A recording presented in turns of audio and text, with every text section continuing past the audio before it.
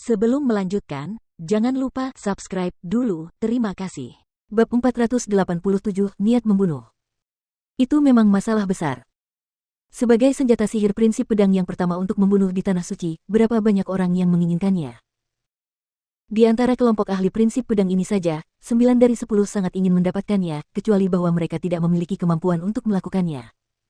Dan sekarang, pedang itu telah mengenali Jian Wushuang sebagai pemiliknya tepat di depan mereka. Bagaimana mungkin mereka tidak cemburu dan terbelalak?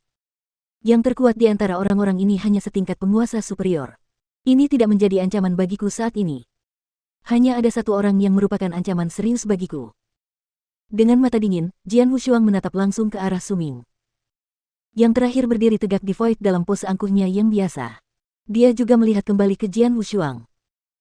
Jian Wushuang samar-samar dapat mendeteksi niat membunuh yang terpancar di mata Su Ming meskipun wajahnya tampak kusam. Benar. Dia tertawa dingin. Dia sama sekali tidak terkejut.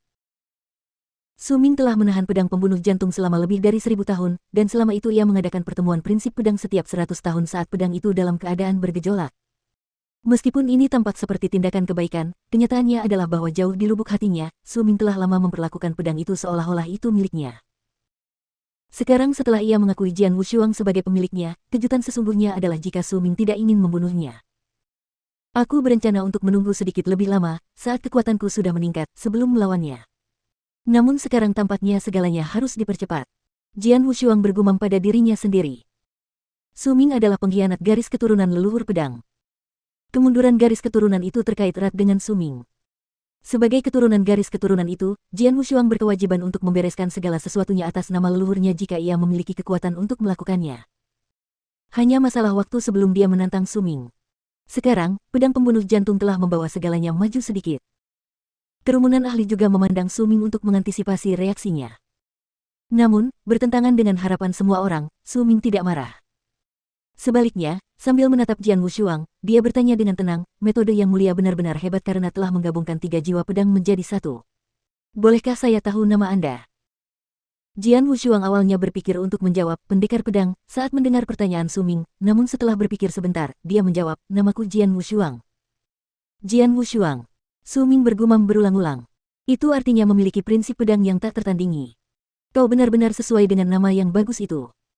Pujian palsu. Jian Wushuang tidak tersanjung.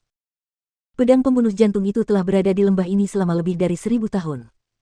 Aku telah mencoba berbagai cara agar pedang itu mengakui aku sebagai pemiliknya, tetapi tidak pernah berhasil. Namun, hari ini pedang itu telah menawarkan diri kepada Yang Mulia, yang kemampuannya tentu saja membuat maluku, kata Su Ming. Itu hanya keberuntungan, jawab Jian Wushuang santai. Keberuntungan? Mungkin. Bibir Su Ming terangkat. Tetapi bagaimanapun juga, sebagai senjata sihir prinsip pedang pertama di Tanah Suci, senjata ini telah diincar oleh banyak orang. Yang Mulia harus berhati-hati. Jangan sampai terbunuh begitu cepat setelah menerimanya, atau Anda mungkin tidak akan sempat menggunakannya. Terima kasih banyak atas sarannya, Master Su Ming. Jian Wushuang mengakui dengan dingin. Semoga berhasil. Su Ming tertawa tanpa perasaan, lalu berbalik dan pergi. Para ahli prinsip pedang tercengang dengan apa yang baru saja mereka lihat. Pergi. Dia pergi begitu saja. Dia bahkan tidak mencoba merebut kembali pedang itu. Apakah dia benar-benar rela membiarkannya jatuh ke tangan Jian Wushuang? Bersedia. Itu tidak mungkin. Seluruh Tanah Suci tahu bahwa Tuan Su Ming tergila-gila pada pedang pembunuh jantung, atau dia tidak akan menghabiskan waktu 1000 tahun untuk menekannya. Menurutku, Master Su Ming memilih untuk tidak bertindak di sini demi menyelamatkan mukanya. Bagaimanapun, ini adalah lembah penindasan pedang, dan faktanya dia secara pribadi mengundang Jian Wushuang ke sini. Ditambah lagi, pedang itu tunduk pada Jian Wushuang, yang tidak secara aktif merebutnya atau melanggar aturan lembah manapun. Tidak pantas bagi Master Su Ming untuk berebut pedang di lembah, dan reputasinya akan hancur jika berita itu tersebar. Tentu saja, hal ini hanya berlaku di lembah. Keadaan di luar mungkin berbeda. Para ahli mengobrol dengan bebas di antara mereka sendiri. Meskipun mereka berusaha mengecilkan volume suara, Jian Wushuang dapat mendengar dengan jelas apa yang mereka katakan. Sebagai tanggapan, dia tertawa acuh tak acuh. Dia tentu menyadari teori bahwa Guru Su Ming memilih untuk tidak bertindak di sini hanya agar tidak mencoreng reputasinya, tetapi tidak akan mampu menahan diri begitu berada di luar lembah. Sambil menarik napas dalam-dalam, Jian Wushuang menyimpan pedang pembunuh jantung di cincin interspasial sebelum dia perlahan melangkah maju. Pendekar pedang. Tuan Hunjian dan Tuan Tianming sama-sama menatap Jian Wushuang dengan ekspresi agak rumit.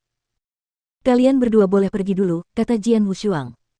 Maaf, pendekar pedang. Kami berdua tidak banyak membantu, kata penguasa Hunjian dengan nada getir. Saya mengerti. Jian Wushuang mengangguk dengan empati yang tulus.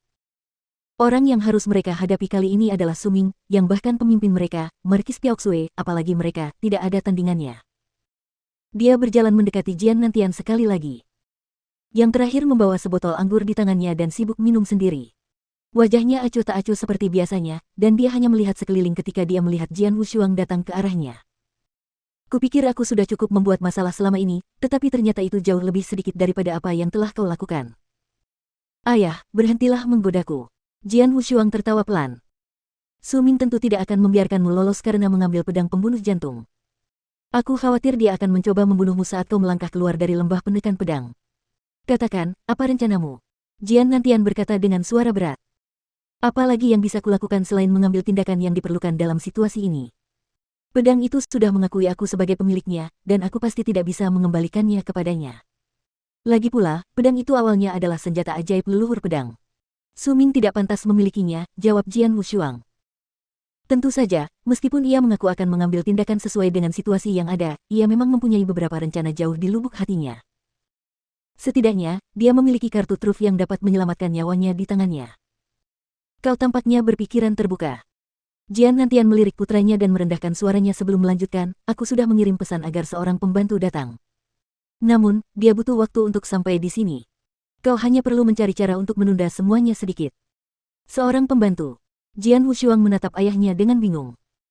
Dia akan ditindak oleh salah satu dari 9 penguasa, Suming. Penolong macam apa yang bisa menghentikan orang seperti itu? Jangan khawatir. Pembantu yang kuminta sangat kuat dan seharusnya tidak akan kesulitan menghentikan Suming. Jian Nantian tertawa pelan. Mendengar ini, Jian Wushuang tidak dapat menahan diri untuk tidak mengangkat alisnya. Dia mungkin tidak perlu menggunakan kartu truf terakhirnya jika pembantunya benar-benar mampu. Kebetulan, dia sebenarnya tidak ingin menggunakan kartu itu.